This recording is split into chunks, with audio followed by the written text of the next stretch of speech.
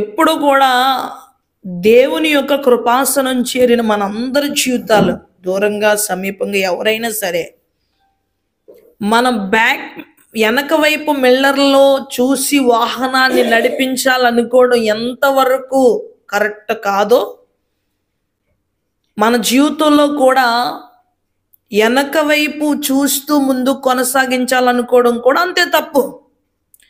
క్రీస్తుని సంపూర్ణంగా ఆరాధించడానికి యేసుక్రీస్తు వారు కూడా ఈ లోకానికి వచ్చినప్పుడు ఒకటే మాట చెప్పారు, ఈ లోకములో ఉన్న సమస్త ప్రజలను వారి వారి దుర్నీతి నుండి మళ్ళించడానికి వచ్చాడు. లూకా సువార్త ఈ మాట మరింత స్పష్టంగా ఉంటుంది, మీరు చదవవసరం లేదు, వినండి, తర్వాత చదువుదురిగాని. ఈ నెలంతా దేవుని యొక్క విషయాలు మనం నేర్చుకుంటాం కాబట్టి ప్రత్యేకించి దేవుడు చెప్తున్న మాటలు ఏంటంటే, మన జీవితంలో అనుగ్రహింపబడిన శ్రేష్టత మనం గ్రహించకపోతే వెనకాల మన జీవితం చూడడానికి మనం దాటిపోని ప్రతీదీ ఆ మిల్లర్లో కనిపిస్తాయి. ఆ కార్ ఫ్రంట్ మన ఎదురుగా ఉన్న మిల్లరు బ్యాక్ ఏం జరుగుతుందో చూపిస్తున్నప్పుడు మనం ముందుకు వెళుతున్న ప్రతీదీ కూడా వెనక దాటిపోయే విషయాన్ని చూపిస్తుంటుంది. మన వెనకాల ఏమున్నదో చూపిస్తుంది. కానీ మన వెనక ఏం జరుగుతుందని వెనకాల మిల్లర్లో చూస్తూ ఉంటే ముందున్న లైఫ్ని ఏదో రీతిగా దేనికో దానికి మరలా కొలాప్స్ అయిపోవడం జరుగుతుంది. కాబట్టి మనము ఎవరిని చూసుకుని నడవాలి అంటే వెనకున్న వాటిని కాదు, మనం ముందున్న వాటిని చూసి నడుచు వారమై ఉన్నాం. కాబట్టి మనకుండే పద్ధతులు, మనకుండే అలవాటులు, మనకుండే ఆచారాలు, మనకుండే ఇష్టాలు, మనకుండే సెలబ్రేషన్స్ క్రీస్తును సంతోషపెట్టవు. క్రీస్తును సంతోషపెట్టేవి కొన్ని ఉన్నాయి. వాటి ద్వారా మనం క్రీస్తును సంతోషపెట్టగలిగే పరిపూర్ణతలోనికి మనం వెళ్ళాలి. క్రీస్తును సంతోషపెట్టగలిగే ఒక పరిపూర్ణతలోనికి మనం మారాలి, మనం ప్రత్యేకించబడాలి.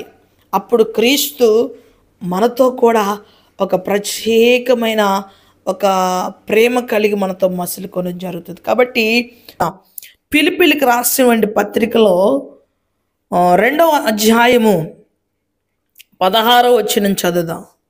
మనము క్రీస్తును పట్టుకుని మనం ఒక జ్యోతుల వలె ఎలగాలి అనేది క్రీస్తు యొక్క ఉద్దేశం. కానీ మన దగ్గర ఒక జ్యోతి ప్రత్యేకముగా వెలిగించుకోవాలనేది కాదు. నేను ఈ లోక విధానానికి, ఈ లోక పరిస్థితులకి అనుకూలముగా చేయుట దేవునికి విరోధం అని ప్రకటిస్తున్నా. ఎందుకనంటే క్రీస్తు కోరుకుంటున్న శైలిలో మనం క్రీస్తుని చేరుకోవాలి. నా ఇష్టాన్ని బట్టి నిన్ను చేరుకోలేను, నీ ఇష్టాన్ని బట్టి నువ్వు చేరుకోలేవు, నీ సిద్ధాంతాలను బట్టి కూడా నువ్వు చేరుకోలేవు. కేవలము ప్రభు ఇష్టాన్ని బట్టి, ప్రభు యొక్క ఉద్దేశాన్ని బట్టి మనం చేరుకోగలం. మనం చాలా రీతిగా ప్రభుకు కనిపించాలి, లేదా ప్రభు యొక్క నామమును బట్టి ఏవేవో చేయాలి అనుకోవచ్చు. ఈ క్రిస్మస్ సెలబ్రేషన్స్ చాలా హడావడిగాను, ఆడంబరంగాను, లేదా అలంకారప్రాయంగా కూడా ఉండొచ్చు. కానీ మన జీవితంలో కావలసింది ఏంటంటే యేసుక్రీస్తు వారు. యోహాను సువార్తలో మనం చూస్తున్నప్పుడు ఆయన వాక్యమై ఉన్నాడు, వాక్యము వెలుగై ఉన్నది, వాక్యము శరీరధారై ఉన్నది, శరీరధారైన క్రీస్తు ఈ భూలోకానికి వచ్చాడు. అందుకే కదా ఆయన శరీరధారై ఉండి రక్తపోక్షణ చేసి ఆ తద్రత్వాన్ని పరమాత్ముడిగా మార్చి, ఆ పరమాత్ముడి యొక్క రక్తం ప్రాణ దాన బలియాగముగా మారి ఈరోజు మనందరికీ విమోచన అనుగ్రహించినటువంటి ఆ రక్తము యొక్క సజీవమైన మాట మనల్ని ఎక్కడి వరకు తీసుకుని వెళుతుంది అని వాక్యం సెలవిస్తుంది అంటే, ఆ వాక్యము ద్వారా మనమే జ్యోతులు వలె మారుతున్నామట. హల్లెలూయా! మనం వెలిగించబడ్డాం.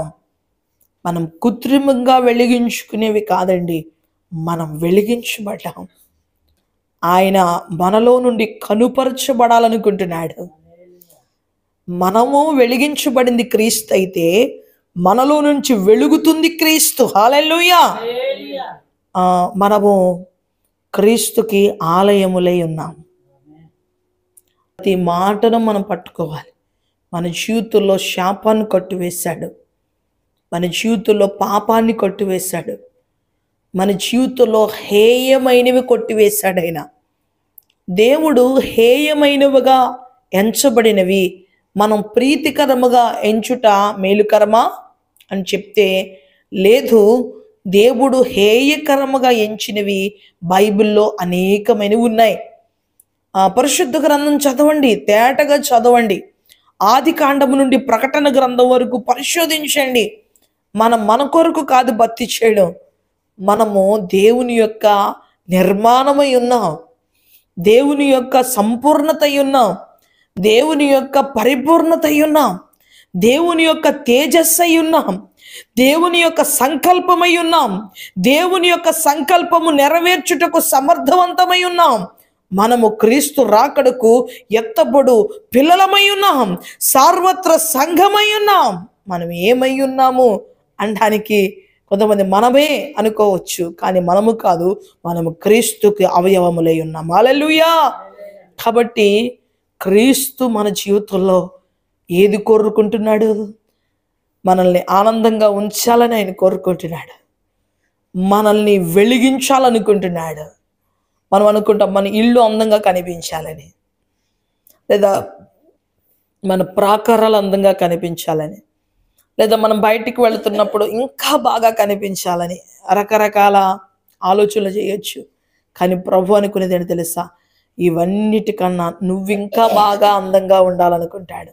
ఇది స్పిరిచువల్ ఒక అందం అనమాట. ఇది ఫిజికల్గా కోరేది కాదు, ఆత్మ సంబంధమైన ఒక మహిమ మనకి ఆవరింప చేస్తాడు ఆయన. ఇది లోక సంబంధంగా కాదు, ఆత్మ సంబంధమైన మహిమ.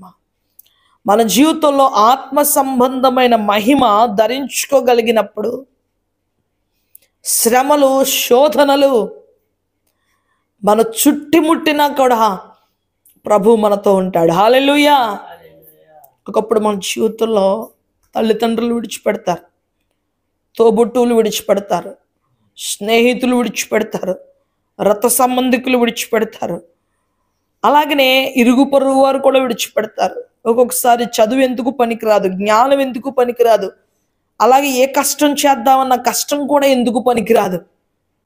కానీ అప్పుడు కూడా మనం వెతికితే దొరికిన ప్రేమ కాదు యేసయ్యది, మనల్ని వెతుక్కుంటూ వచ్చిన ప్రేమ. అందుకనే ఆయన ప్రేమ ఎంతో గొప్పది. అందుకనే కదా యోహాను సువార్త 3:16 ఉంటుంది, దేవుడు ఈ లోకమును ఎంతో ప్రేమించాడు. ఎంత ప్రేమించాడు అంటే తానే తన అద్వితీయ కుమారుని లోకానికి పంపించినంతగా ప్రేమించాడు. మనం ప్రార్థన చేస్తే ఆయన వచ్చాడా?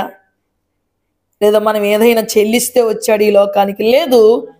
తానే తన అద్వితీయ కుమారుని లోకానికి పంపించాడు. అంటే మనల్ని వెతుక్కుంటూ వచ్చిన ప్రేమే కదా. దేవునికి స్తోత్రం.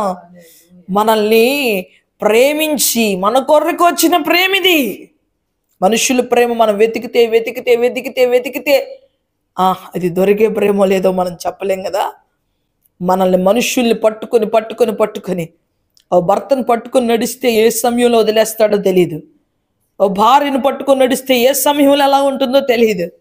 బిడ్డలు, బంధువులు, స్నేహితులు, రక్త సంబంధికులు, ఆత్మీయులు ఎంతోమంది ఎన్నో రీతిలుగా. కానీ క్రీస్తుకు కలిగిన ఆత్మీయత ఎంతో క్షేమం.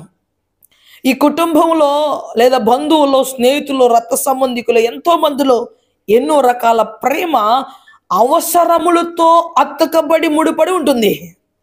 భార్యాభర్తల ప్రేమ, తల్లి బిడ్డల ప్రేమ, బంధువులు, స్నేహితుల ప్రేమ, అవసరముల మధ్య అతుక్కున్న ప్రేమలు. ఇవన్నీ కూడా ఏ ప్రేమలండి? అవసరముల మధ్య అతుక్కున్న ప్రేమ.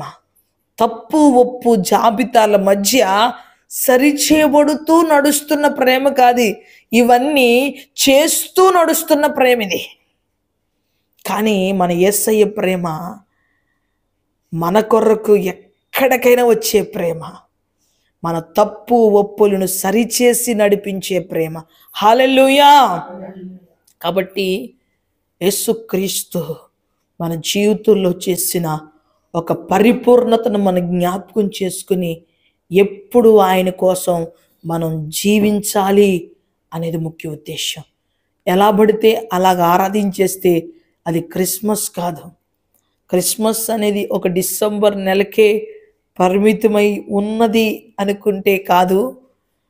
నిజంగా క్రిస్మస్ అనేది మన జీవిత కాలానికి పరిపూర్ణమై ఉన్నది. హల్లెలూయా, హల్లెలూయా.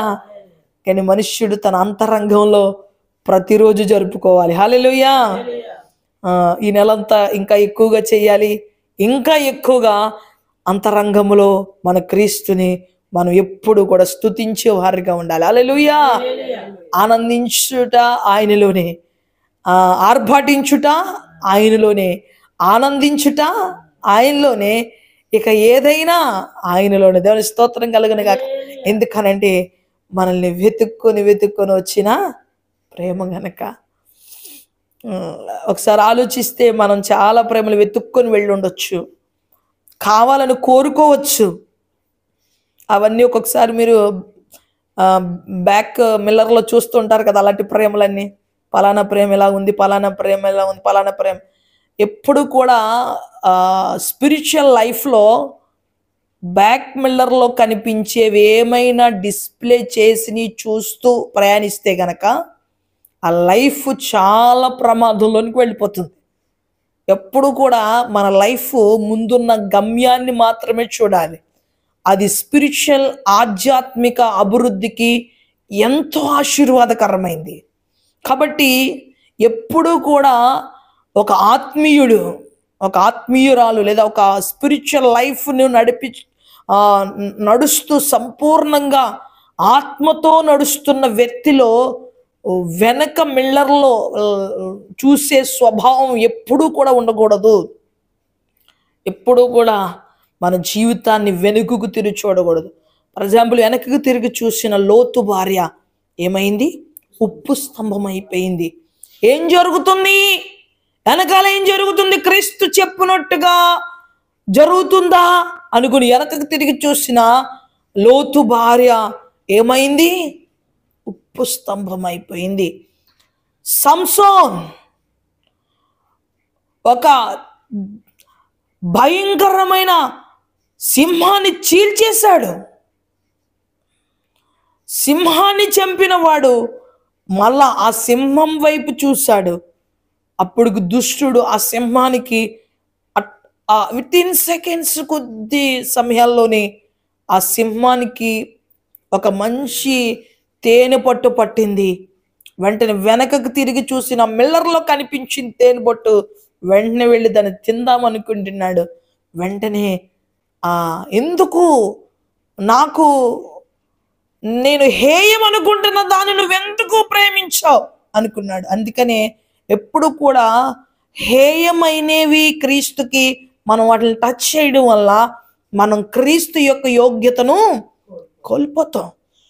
మనకి మురిపంగా ఉండొచ్చు, ముచ్చటగా ఉండొచ్చు, మన పనులు మనం మార్చుకోవాలి. ప్రభు అంటున్నాడు, నువ్వు నూతనంగా ప్రిపేర్ చేయబడాలి.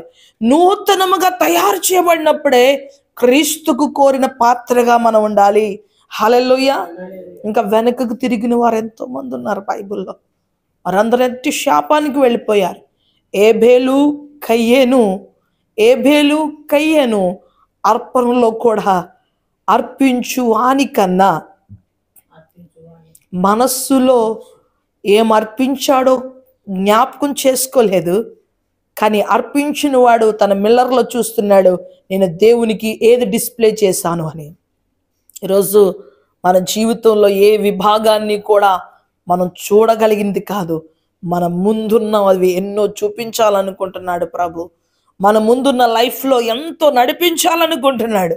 ఎంతమంది విడిచిపెట్టినా పర్వాలేదు, ఏ స్థితిలో కుప్పగూలిపోయినా పర్వాలేదు, ఏ సహాయం నీకు దొరకకపోయినా పర్వాలేదు, ఏ స్థితిలో నేను చేదరించుకుంటున్నా పర్వాలేదు, ఏ స్థితిలో నువ్వు పడి చెడి ఉన్నా పర్వాలేదు. ఆయన అంటున్నాడు, నేను కొత్త పాత్రగా చేయడానికి నువ్వు వెనకటిని డిస్ప్లే చేస్తున్న మిల్లర్ని తీసివేసి ముందున్న వాటి వైపుకు నువ్వు పరిగెట్టగలిగితే, ముందున్న వాటిని నువ్వు చూడగలిగితే, ముందున్న లక్ష్యాలను చేరగలిగి క్రీస్తును సంపూర్ణంగా ఆరాధించగలిగే స్థాయికి వచ్చినప్పుడు దేవుడు మనల్ని పరిపూర్ణంగా నడిపించడానికి ఇష్టపడుతున్నాడు. మన జీవితంలో దేవుడు నడిపించే స్థితిలో మనం నడిపించబడకపోవడానికి కారణం కూడా ఏంటో తెలుసా? వెనక మిల్లర్లో చూడడమే. ఆయన నడిపించలేకపోవడానికి ఆయన బలహీనుడు కాదు. ఆయన నడిపించలేకపోవడానికి నీ యొక్క సమస్య దేవుడు కూడా చేయలేనంత పెద్దది కానే కాదు. కానీ మన ముందున్న ప్రతి క్షణం నా యేసుక్రీస్తు నాతో ఉన్నాడనే ధైర్యమే నిన్ను ఆయనతో కనెక్ట్ చేస్తుంది. హల్లెలూయా. ఆయనతో నడిపిస్తుంది. హల్లెలూయా. ఆయనతో జీవించే అనుభవంలోనికి నిన్ను నడిపిస్తుంది. ఇప్పుడు మనమే వెలిగింపబడిన ఒక జ్యోతుల వలె మారాలని కోరుకుంటున్నాడు. ఈ క్రిస్మస్లో మనం దేవుణ్ణి ఎక్కడ పడితే అక్కడ గణపరచాలి. ఎందుకంటే ఈ దినాలు అన్ని చోట్ల ప్రార్థనలు జరుగుతాయి. అలాగనే మనం ఒక సాక్ష్యాన్ని అన్ని చోట్ల వెలిగించాలి. క్రీస్తు నీకేం చేశాడు? నువ్వు వెతుక్కుంటూ వెళ్ళావా, లేదా నిన్ను వెతుక్కుంటూ వచ్చాడా? క్రీస్తు నిన్ను ఎలాగ వెతికాడు? నీ కష్టం ఏమిటి? నువ్వు ఆల్రెడీ నువ్వు వెలిగించబడ్డావు. క్రీస్తు అనేవంటి ఒక ఇంధనం నీలో పోయబడింది. హల్లెలూయా. ఆ ఇంధనం నిన్నేం చేయాలి? ఇంధనం పడిన బండి ఏం చేస్తే స్టార్ట్ చేయగానే వెళ్ళిపోద్ది. కానీ బడ్డీ కొట్టు దగ్గర చిల్లర బండ్లు ఉంటాయి, మిచ్చిరి బండ్లు అమ్ముతుంటారు, బజ్జీ బండ్లు. అవి ఏముండవు, తోపుడు బండ్లు. మనం ఈ సెంటర్ నుంచి ఆ సెంటర్ వరకు తోసుకుని వెళ్ళాలి. మళ్ళీ అక్కడ తోస్తేనే వెళుతుంది, తొయ్యకపోతే అక్కడ అలా ఉండిపోద్ది అన్నమాట. మన జీవితం తోపుడు బండ్లు జీవితంగా ఉండకూడదు. కొంతమంది మన జీవితంలో ఎవరో ఒకరు తోస్తే వెళ్ళాలి అంత దూరం అనుకోవచ్చు. ఎవరైనా ప్రార్థనలకు ప్రేరేపిస్తే ప్రార్థనలకు వెళ్ళాలనుకోవడం కాదు. ఆశ నీలో ఉండాలి. పాటలు పాడాలన్నా, దేవుని స్తుతించాలన్నా, నీ సాక్ష్యాన్ని పంచుకోవాలన్నా నీలో క్రీస్తును గుర్చిన ఆ మంట ఆలోచన నీ జీవితంలో ఉండాలి. హల్లెలూయా. దేవుడు ఏమని కోరుకుంటున్నాడో తెలుసా? దేవుడు ఏమని ఆశిస్తున్నాడో తెలుసా? మనల్ని లోకములో ఒక జ్యోతులు వలె మార్చాలనుకుంటున్నాడు. హల్లెలూయా. లోకములో జ్యోతుల వలె ప్రభు మనల్ని మార్చాలనుకుంటున్నాడు. హల్లెలూయా. ఈ క్రిస్మస్ ఈ రోజు నుంచి మనం చూస్తే ప్రతి ఇంట్లో ఒక స్టార్ కనిపిస్తుంది. హల్లెలూయా. ప్రతి ఇంట్లో స్టార్ కనిపిస్తుంది. అప్పుడు ఆ ఇల్లు ఏమనుకుంటున్నావు? ఓకే, ఇంట్లో ఉంది, ఈ ఇంట్లో ఉంది, ఇల్లు ఉంది, అందరూ పెట్టుకుంది. వాళ్ళ లోపల ఎలా వెలిగించబడుతున్నారో తెలియదు, కానీ బయట స్టార్లు మాత్రం వెలిగిస్తారు. క్రీస్తు ఏమంటున్నాడంటే, మీరు వెలిగించబడండి. వెలిగించబడినవి కృత్రిములము, అవి మీరు సృష్టించుకున్నారు, అవి అపవాది సృష్టించాడు. నిమ్రోదు, సెమరామేస్, తంబూస్ వీళ్ళ స్టోరీస్ ఈ ప్రసంగం యొక్క కింద లింక్ చేయబడి ఉంటుంది. ఈ యొక్క సెలబ్రేషన్స్ యొక్క డెకరేషన్స్ ఎలాగా చరిత్రలో నుంచి బయటకు వచ్చాయి అనే విషయాలు మీకు కింద వీడియోలో పిన్ చేయబడి ఉంటాయి. దయచేసి తప్పగా చూడండి. మనము 100% చేసి 99% చేసి 1% వాడికి చోటిస్తే వాడు 99% కూడా పాడు చేస్తాడు. దయచేసి గమనించగలరు, గమనిక. ఈ యొక్క సమయంలో మనం యొక్క సంపూర్ణత, ఒక ప్రతిదానికి ఒక క్రియేటివిటీ మైండ్, ఒక ప్రత్యేకమైన మైండ్ ఉపయోగిస్తారు కదా, అలాగే క్రీస్తుకి సంతోషం కలిగించే డెకరేషన్ మన ఇంట్లో ఏంటి కనిపెట్టండి. ఆచారంగా వద్దు, పెళ్ళికి పెట్టుకుంటున్నట్టుగా లైటింగ్లు పెట్టుకోండి, క్రియేట్ చేయండి అంతే తప్ప ఇది సింబాలిక్గా ఇది అని మాత్రం ఎప్పుడు కూడా మీరు దాన్ని అనుసరించొద్దు. ఎందుకంటే ఇది ఒక మానవుని వాయిస్ కాదు, ఇది చరిత్ర ఏం చెప్తుంది, చరిత్రలో నుంచి ఏ విధంగా మనం ముందుకు కొనసాగించబడుతున్నాం అనేది 100% తెలుసుకోవాల్సిన సత్యం. 100% చూడండి. ఎబ్రీ పత్రిక 5వ అధ్యాయం 8వ వచనం. ఎబ్రీ పత్రిక 5వ అధ్యాయం 8వ వచనం. 5:8 ఆయన కుమారుడై ఉండి తాను పొందిన శ్రమల వలన విధేయతను ఏంటండి? ఆయన పొందిన శ్రమల వలన విధేయత నేర్చుకున్నాడంట. దేవునికి స్తోత్రం కలుగును గాక.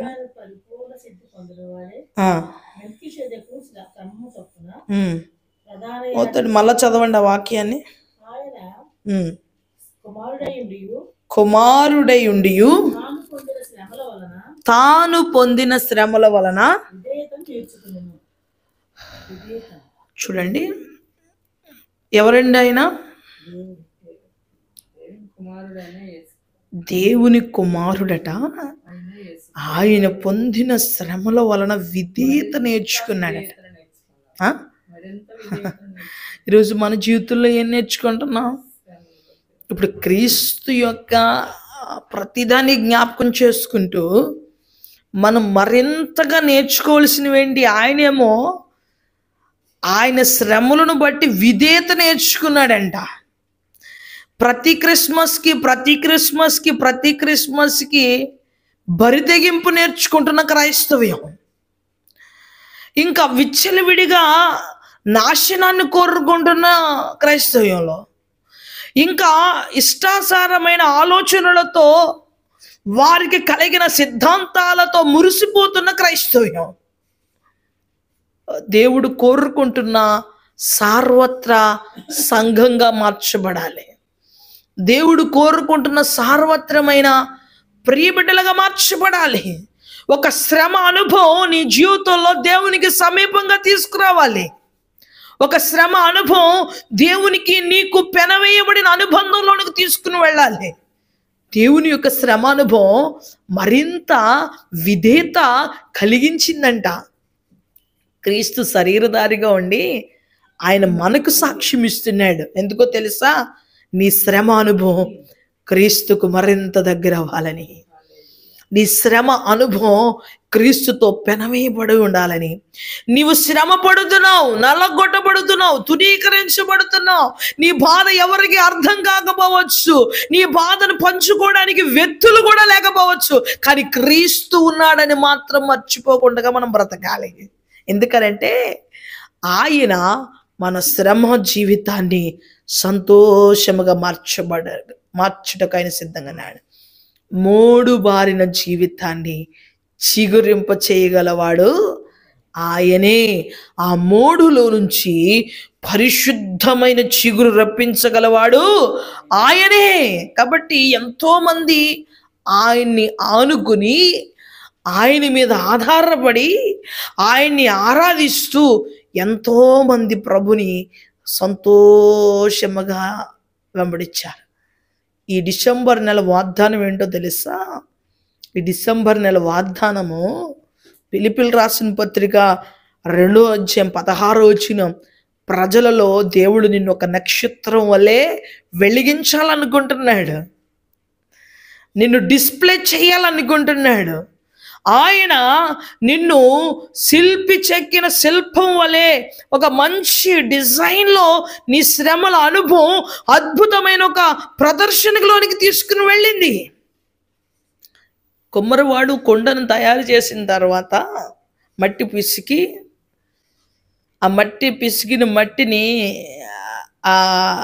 ఆ సారి మీద పెట్టి దాన్ని కొండ కింద తయారు చేసిన తర్వాత డిస్ప్లేలో పెడతాడండి.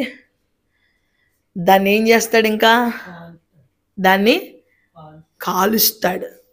కాల్చిన తర్వాత 1కి 2 సార్లు అటు ఇటు కొంచెం ఇళ్ళలో కొడతాడు. అది గుల్లగా ఉందా, గట్టిగా, అదైనా పగిలిపోవడానికి అనుకూలంగా ఉందా లేదు. బాగా కాల్చిన తర్వాత అప్పుడు వాడదగిన పాత్రగా సంపూర్ణమైన తర్వాత ఆయన డిస్ప్లేలో పెట్టినప్పుడు ఆ డిస్ప్లేలో అనేక మంది వచ్చి దాన్ని చూసి అది పాత్ర బాగుంటే తీసుకుని వెళ్ళి, యేసుక్రీస్తు వారు ఆల్రెడీ నిన్ను ఒక పాత్రగా చేసినప్పుడు నువ్వు ఆల్రెడీ నీ జీవితం ఏమైపోయింది? అన్ని పాత్రల్లో ఒకలాగే వచ్చాయని మనం చెప్పగలమా? ఒకసారి ఆయన తయారు చేసి భూమి మీదకి పంపించేశాడు. రెండోసారి వచ్చినప్పుడు ఆయన ఎలా వచ్చాడో తెలుసా? ఇప్పుడు రావట్లేదు కానీ మోటలేయడానికి ప్రతి గ్రామంలో చెట్టు కింద నెలకొకళ్ళు 15 రోజులకు ఒకసారి మోటలేసేవాడు వచ్చేవాడు. ఎత్తడి బిందులు, సేవెండి బిందులు, చెంబులు ఏదైనా సరే కారిపోయేవి, మూతు ఊడిపోయినవి, ఇంకా ఏమన్నా పాడైపోయినవి, ఏమన్నా ఒకవేళ ఇంతకీ పాడకపోతే కరిగించి పోతేసి మరొక గుండెకి ఇచ్చేవాడు. ఇప్పుడు వాళ్ళు చాలా కరువైపోయారు, ఎందుకంటే రెడీమేడ్లుగా వెళ్ళి షాప్కి వెళ్ళి ఇచ్చేస్తున్నారు, తూకానికి నచ్చింది కొనేసుకుంటారు. ఇటీవల కాలంలో మా చిన్నప్పుడు తరచు వీధుల్లో సెంటర్స్లో అప్పుడప్పుడు వస్తూ ఉండేవారు. యేసుక్రీస్తు వారు ఇప్పుడు ఎలా వచ్చారు తెలుసు ఈ లోకానికి? ఈ లోకానికి ఎవరైతే పగిలిపోయిన పాత్రగా ఉన్నారో వాళ్ళు పగిలిపోయిన పాత్రలు మంచి పాత్రగా చేయడానికి వచ్చాడు. కొన్ని పాత్రలకి అసలు మట్టు ఉండదు పట్టుకోవడానికి, ఆ మట్టు ఊడవిగేసి ఉంటారు, ఆ పట్టుకోవడానికి అసలు కుదరదు అనమాట, ఎటు పట్టుకోవడానికి వీలుగాని వాళ్ళు ఉంటారు. అలాంటి వాళ్ళకి అంచు కట్టి వాళ్ళని పట్టుకోవడానికి ప్రభు వచ్చాడు. కొన్ని పాత్రలో లీకేజ్ ఎక్కడ అవుతుందో కూడా తెలియనంతగా కారిపోతుంటారు. అసలు ఎంత నింపబడినా ఎంత ఆదాయం వచ్చినా సరే ఆదాయం ఎలా పోతుందో తెలియదు, ఏం జరుగుతుందో తెలియదు, అసలు ఎక్కడ ప్రాబ్లమో తెలియదు. అలాంటి వాళ్ళకి అందరికీ ఏం చేయడానికి వచ్చాడు? ఆ యొక్క ఆ రంధ్రాలు పోర్చడానికి వచ్చాడు. కొన్ని పాత్రలు ఏంటో తెలుసా? ఇంకా బాగు చేయడానికి కూడా కుదరని పాత్రలు ఉంటాయి, వాటిని మళ్ళీ కరిగించేసి కొత్త పాత్రలు చేయడానికి వచ్చారు. అలాగ చేస్తుండగా నేను వెళ్ళాను, నువ్వు వెళ్ళావు, నువ్వు పగిలిపోయి వెళ్ళావు, అసలు పట్టుకోవడానికి కూడా అంచులేని స్థితిలో వెళ్ళావు, ఇంకా తిరిగి కొత్త ముద్దగా చేసి కొత్త పాత్రగా చేసే స్థితిలో వెళ్ళావు. అది నీ యొక్క జీవిత అనుభవం. కానీ ఎవరైతేనో అందరం కూడా ఏ స్థితిలో వెళ్ళాం తెలుసా? సంపూర్ణంగా ఎవరికి వాళ్ళం కొత్త ముద్దగా మార్చబడ్డానికి, వాడదగిన పాత్రగా మార్చబడ్డానికే కదా క్రీస్తు దగ్గరికి వచ్చాం. మరి ఇప్పుడు ఎందుకు కొత్త కొత్త పాత్రలుగా కొత్తవన్నీ ధరించుకోవడం లేదు? క్రీస్తు కోరుకుంటున్న యోగ్యమైన పాత్రలుగా మనం మార్చబడాలి. హల్లెలూయా, హల్లెలూయా.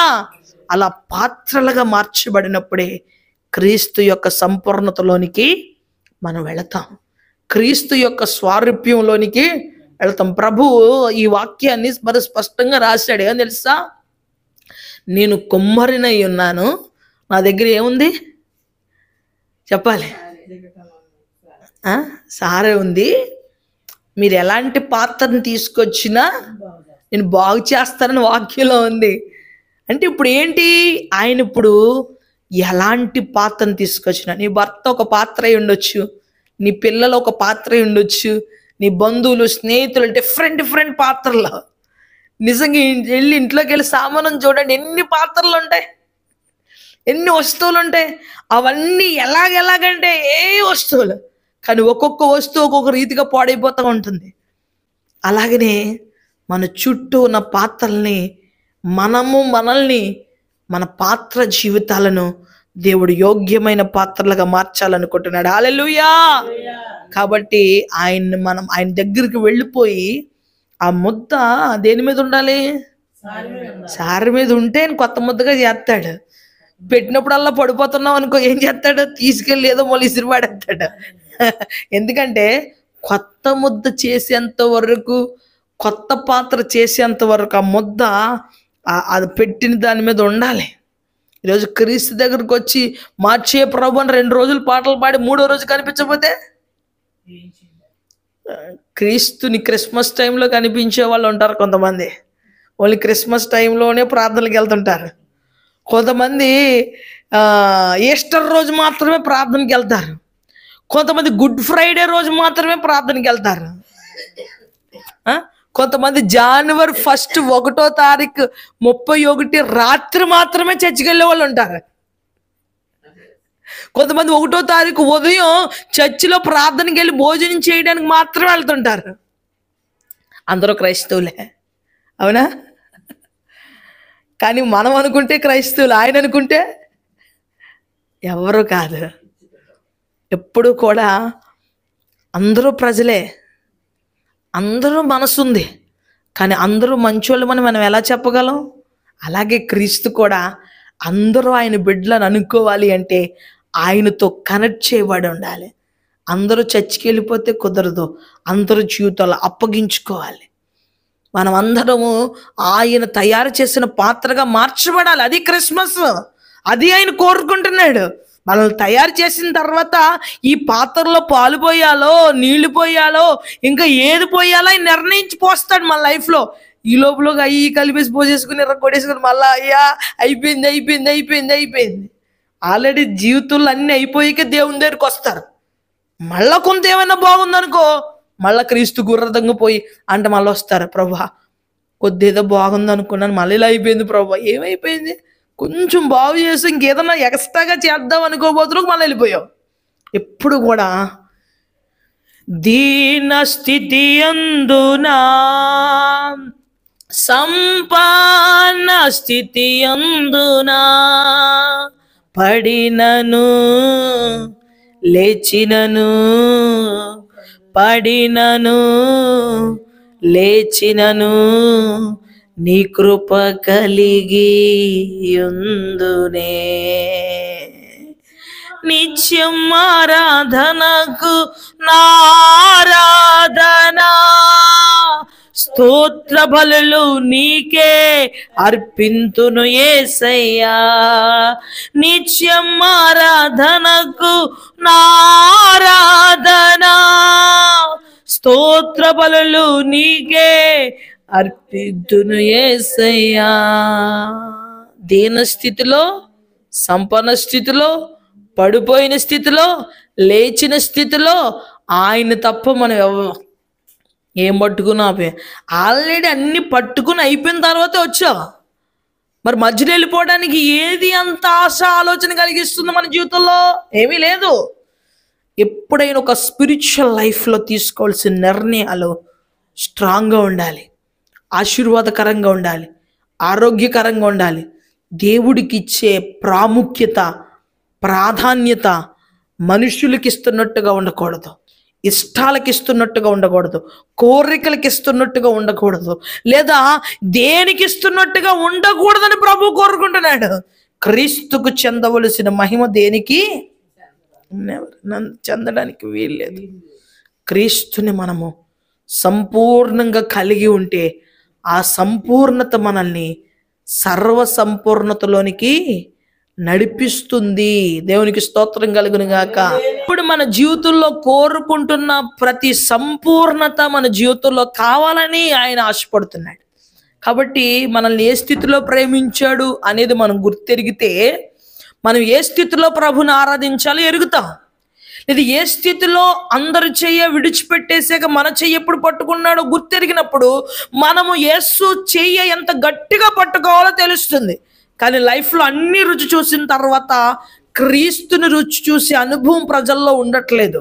క్రీస్తుని అర్థం చేసుకునే ప్రేమ ఇంకా ప్రజల్లో రావట్లేదు. కానీ దేవుడు తన సార్వత్ర సంఘానికి పరిశుద్ధాత్మ ద్వారా ఒక పరిపూర్ణత అందు చూపించాలనుకుంటున్నాడు. అందుకనే క్రీస్తుని ఆరాధించడంలో, క్రీస్తుని ప్రేమించడంలో, క్రీస్తుని పరిపూర్ణంగా అంగీకరించడంలో రాజీ పడని ప్రేమ మన జీవితంలో ఉండాలి. అలాగ దేవుని యొక్క ప్రేమ మన జీవితంలో ఉన్నప్పుడే మనం పరిపూర్ణంగా మారుతాం, మనం ప్రత్యేకంగా మారుతాం.